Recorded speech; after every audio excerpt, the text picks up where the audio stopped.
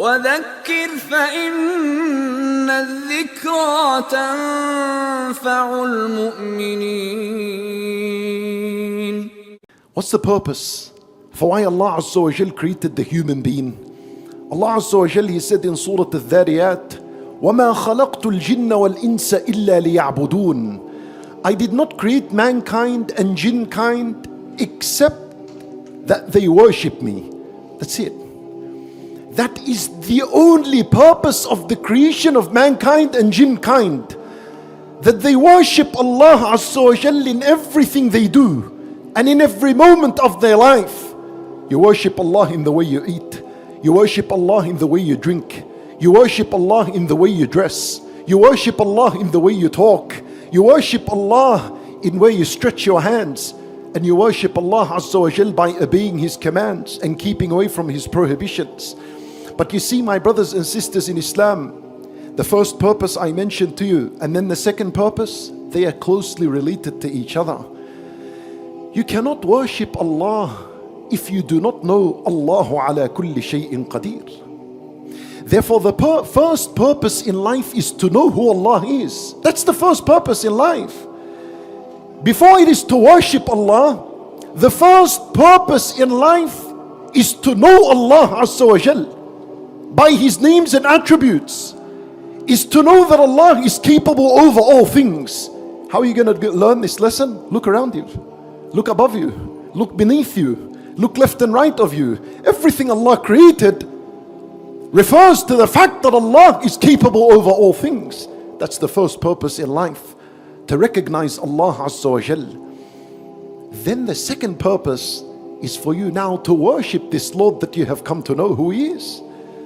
And your worship to Him is you being grateful to Allah Azza wa Jal. This is you being grateful to Him after you've recognized Him. I give you an example. You know, you all have parents, mothers and fathers. And for those who have passed away, we ask Allah Azza wa Jal to bestow His mercy and forgiveness upon them. Well, Islam encourages us all to be dutiful to our parents. We love our parents, we serve our parents, we go out of our way to do things for our parents. We want to see that smile on their face, and we want a dua from them. And no matter what pain you go through, that's all right. These are my parents. Right? This is the attitude we have with our parents. And they are created by Allah. To Allah Azza wa Jal belongs the highest of examples. I'll give you that. But let me ask you something. Why are you good to your parents? Why do you feel the need to serve them and to love them? Why? I tell you why. Because you recognize they are your parents. But this is my mother, this is my father.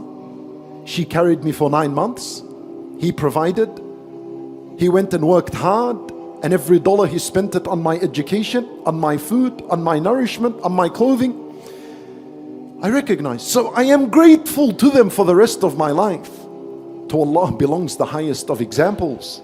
When you recognize who Allah is, when you recognize that it was Allah Azza wa Jal who clothed you, and it is Allah Azza wa Jal who fed you, and it is Allah Azza wa Jal who nurtures you and gave you life and causes your death and decrees all your affairs and matters, and it is Allah Azza wa Jal who guides you, and it is Allah Azza wa Jal, it is Him that you are here tonight.